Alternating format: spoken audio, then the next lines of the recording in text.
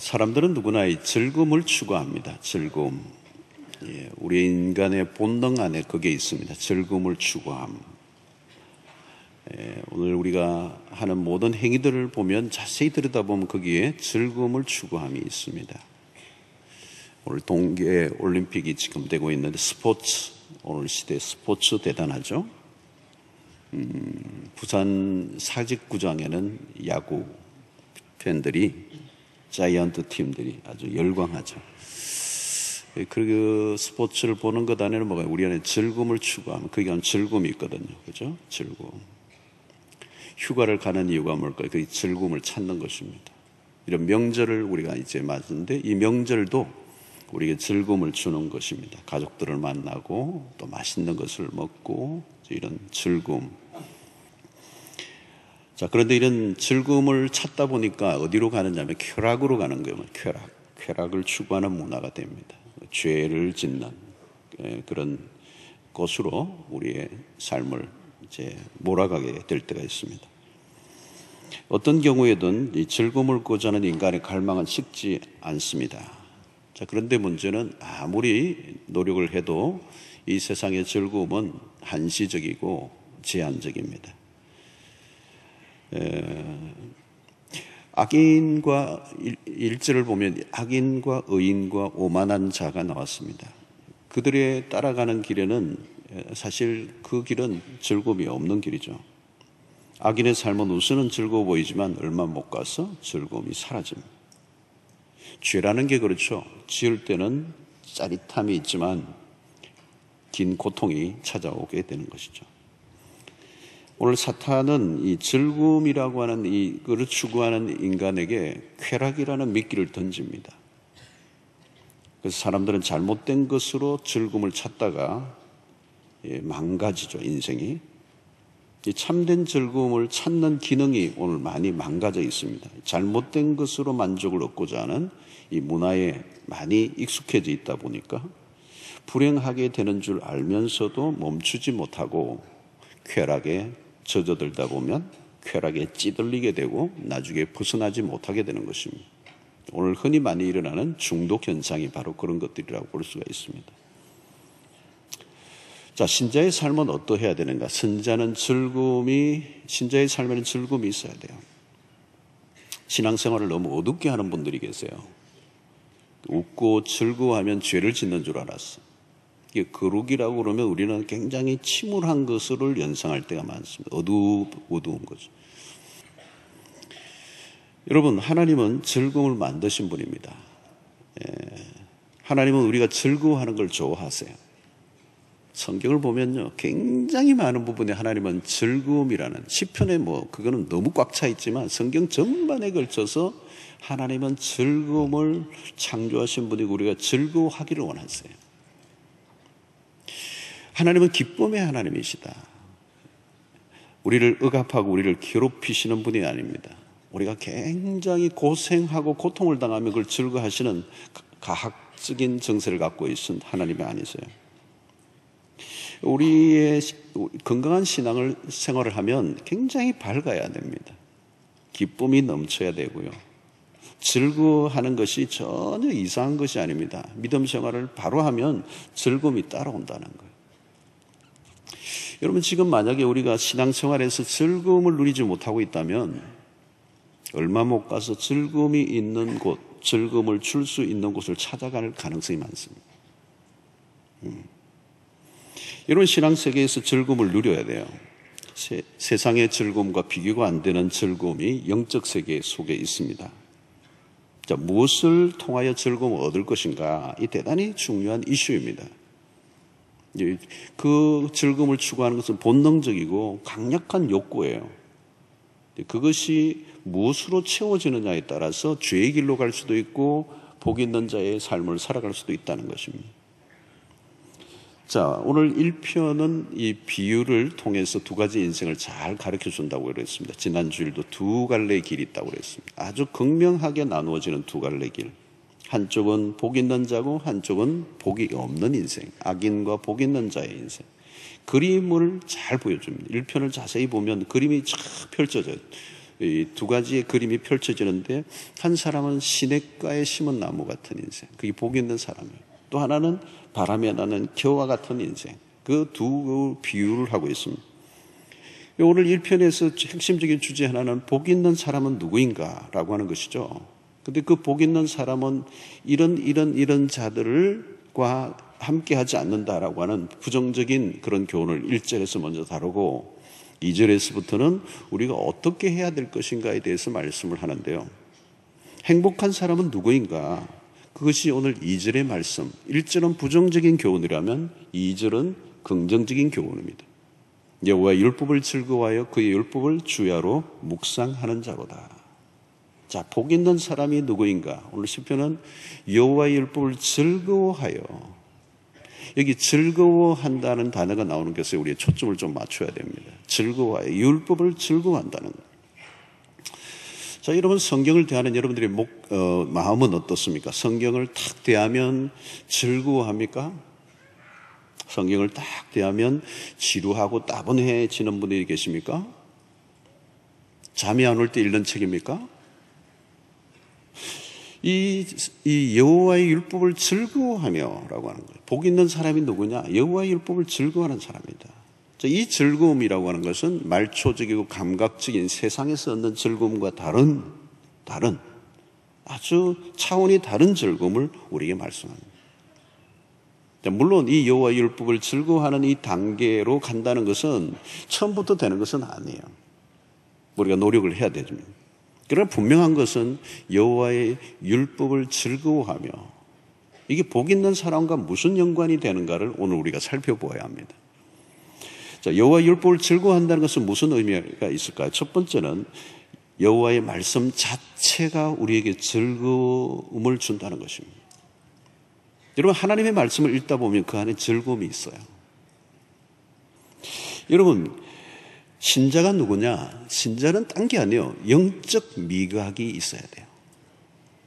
영적 미각이 뭐냐면 영의 세계의 맛을 보는 거예요. 영의 세계의 맛이 뭐냐? 말씀의 맛이에요. 진리의 맛. 하나님의 말씀을 읽고 묵상할 때 찾아오는 즐거움. 여러분, 신자인지 아닌지를 분별할 수 있는 기준이 딴 게 없어요. 이 말씀을 대할 때 반응을 보면 아는 거예요. 오늘도 여러분 예배 시간에 말씀 시간이 참 좋다. 말씀이 그냥 빨아당겨지고 말씀의 기가 쫑깃되고 말씀의 맛이 있는 사람은 영의 눈이 떠여지고 구원받고 영적으로 거듭난 사람들이에요. 그런데 말씀이 전혀 이 말씀을 펴면 감동이 없고 기쁨이 없고 무슨 말인지 모르겠고 지루하고 설교 시간이 딱 시작되자마자 주무시고 모르겠어요. 그분들은 어떻게 아직 맛이 모르는 거죠. 맛을 모르는 거죠. 예. 설교 딱 시작할 때 주무시는 분은 저 책임이 아니에요. 한 5분쯤 지나서 이제 졸면 제 책임이 있을 가능성이 있어요. 여러분, 세상의 사람들은 말씀이 주는 맛을 전혀 모르죠. 영적 미각이 없어요. 말씀이 지겨운 거죠. 말씀을 들으면 거부 반응이 일어나는 거부 반응. 예. 여러분, 신앙이 깊어진다는 것은 말씀의 즐거움 안으로 빠져들어가는 거예요. 진리에 대한 즐거움. 그래서 시편 119편 103절이 유명하잖아요. 주의 말씀의 맛이 내게 어찌 그리 단지요. 내 입에 꿀보다 더 다니이다. 이 경험을 여러분들 해보신 분들이 많이 계실 거예요. 많이 계실 거예요. 어떤 때는 밥 먹는 시간을 잊어버릴 정도로 이 말씀 때문에, 말씀이 너무 좋으니까 밥 먹는 시간보다 이 말씀을 듣고 묵상하고 읽는 게 더 좋아지는 거예요. 여러분, 성경은 그냥 책이 아닙니다. 성령의 영감으로 기록된 하나님의 말씀이에요. 자, 시편 16편 11절에 이런 말씀을 합니다. 주께서 생명의 길을 내게 보이시리니 주의 앞에는 충만한 기쁨이 있고 주의 오른쪽에는 영원한 즐거움이 있나이다. 여러분, 시편을 보면 이런 대목이 많습니다. 주의 앞에는 충만한 기쁨이 있다는 거예요. 충만한 기쁨. 주의 오른쪽에는 영원한 기쁨이 있나이다. 여러분, 그러므로 그 하나님과의 관계가 즐거움의 핵심이라는 거죠. 하나님과 멀어지면 기쁨은 사라지는 것이죠. 하나님과 가까이 하는 것은 뭘까요? 하나님의 말씀을 가까이 하는 것이다. 즐거움이 넘치는 삶을 살고 싶다면 하나님과 함께 하는 것이고 하나님의 말씀에 빠지는 것이다. 기쁨의 원천이신 분 안에서 흘러나오는 즐거움을 누리는 것. 이것이 우리가 이 세상을 이기는 힘의 원천이 되는 줄로 믿습니다.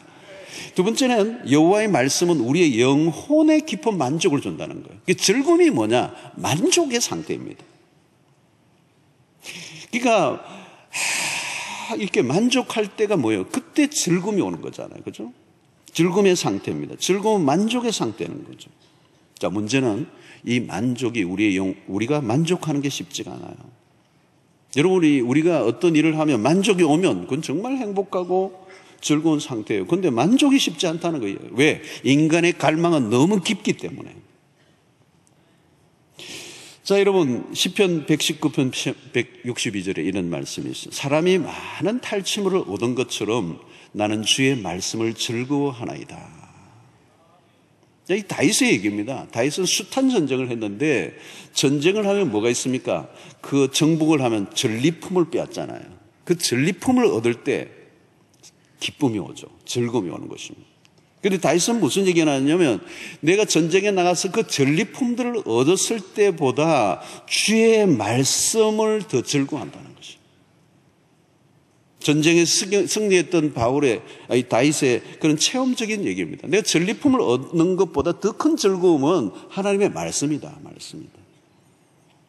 여러분, 하나님의 말씀을 읽고 묵상하다 보면 즐거움이 밀려옵니다. 내 영혼의 즐거움, 내 영혼을 꽉 채우는 그 즐거움.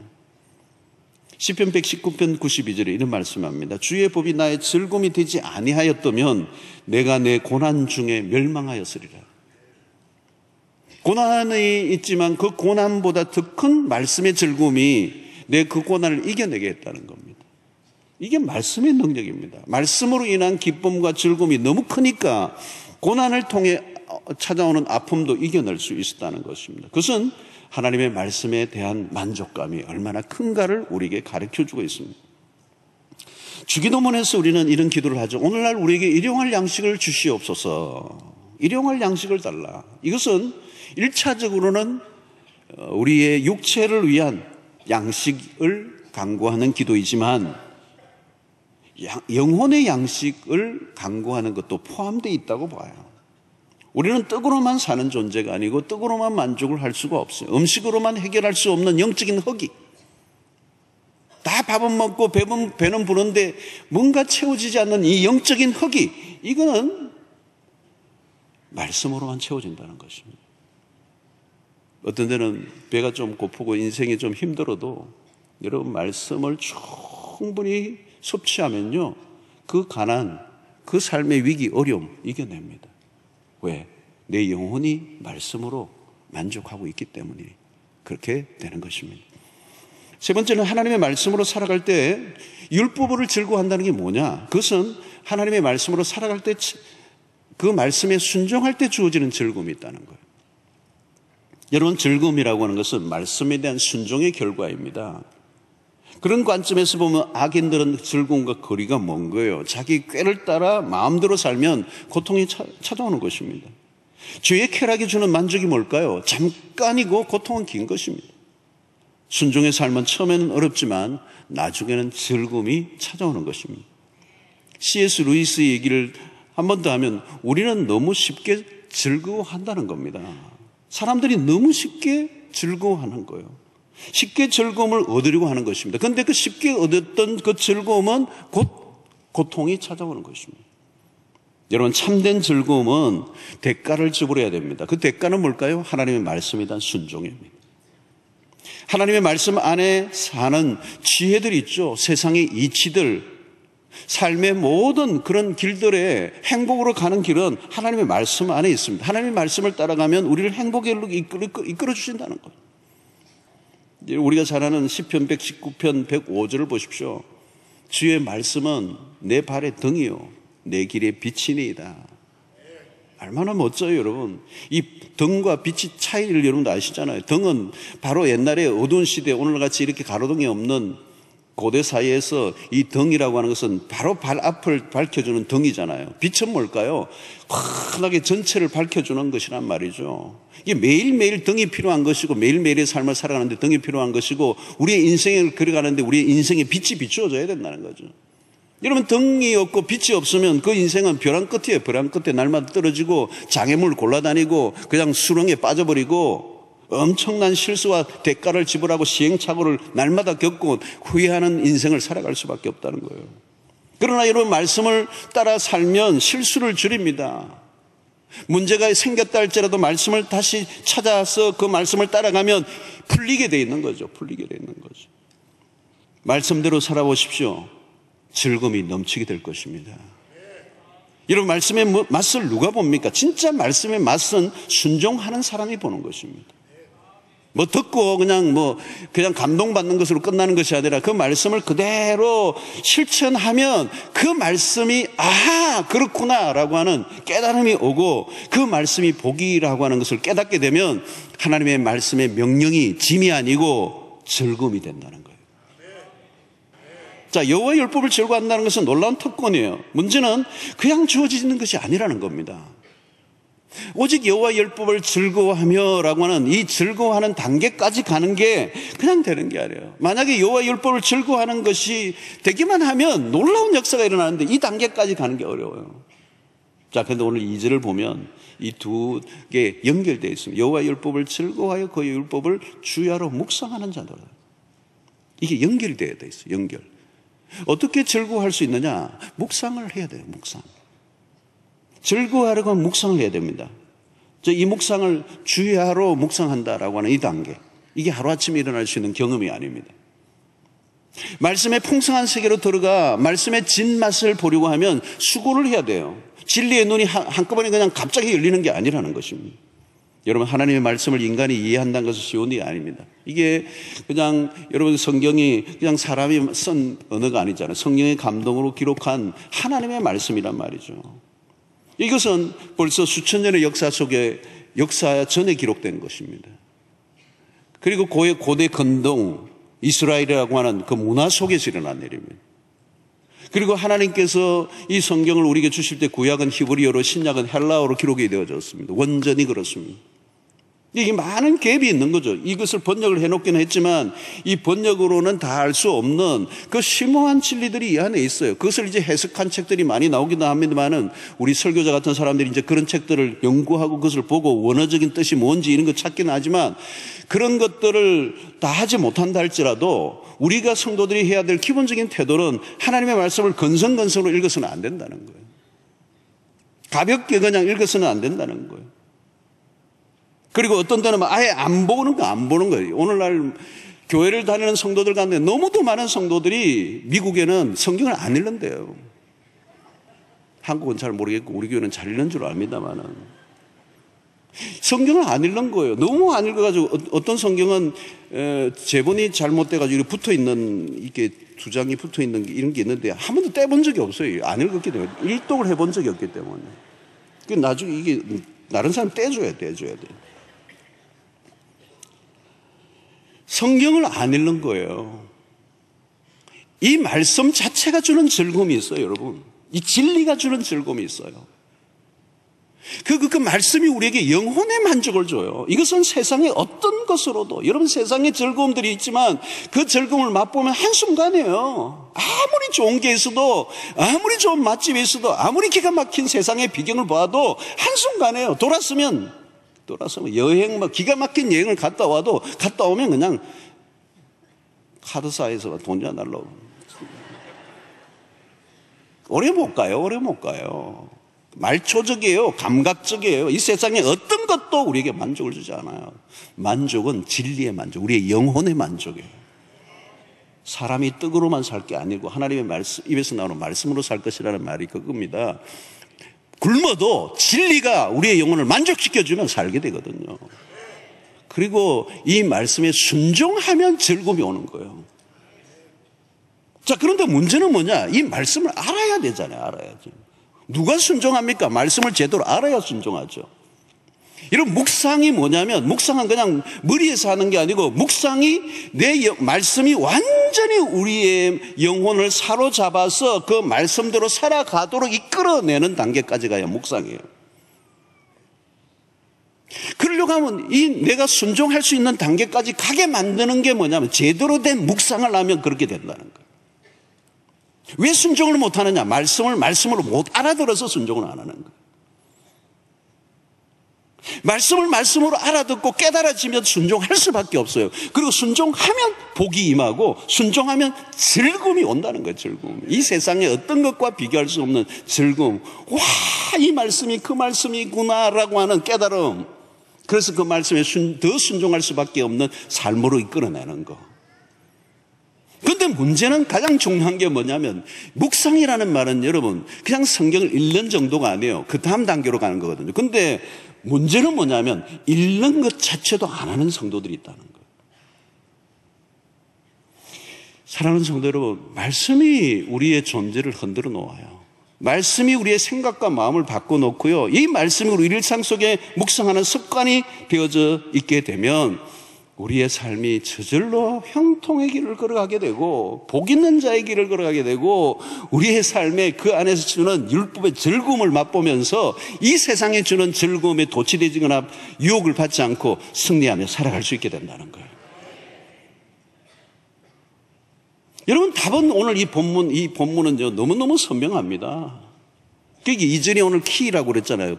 핵심이라고 그랬잖아요. 여호와 율법을 즐거워하고 그 율법을 주야로 묵상하는 이 삶이 복 있는 자의 삶이고, 그 복 있는 자의 삶을 살지 않으면 악인이 되는 것이고 오만한 자가 되는 것이고 죄인의 길이 되는 수밖에 없고, 그 인생은 바람에 나는 겨와 같을 수밖에 없고, 그 인생은 하나님이 인정할 수 없고 악인은 망할 수밖에 없다. 여기서 악인이라는 말은 여러분 좀 더 심각하게 얘기하면, 하나님의 말씀을 주야로 묵상하지 않는 사람은 악인이라는 거예요. 악인. 성경이 말하는 악인은 무슨 사람을 죽이고 무슨 나쁜 짓을 하는 인간이 아니라, 하나님의 말씀을 즐거워하지 않고 그 말씀을 주야로 묵상하지 않는 자는 악인이고, 그 인생은 바람에 나는 겨와 같을 뿐만 아니라 그 인생을 하나님이 인정할 수 없다는 거예요.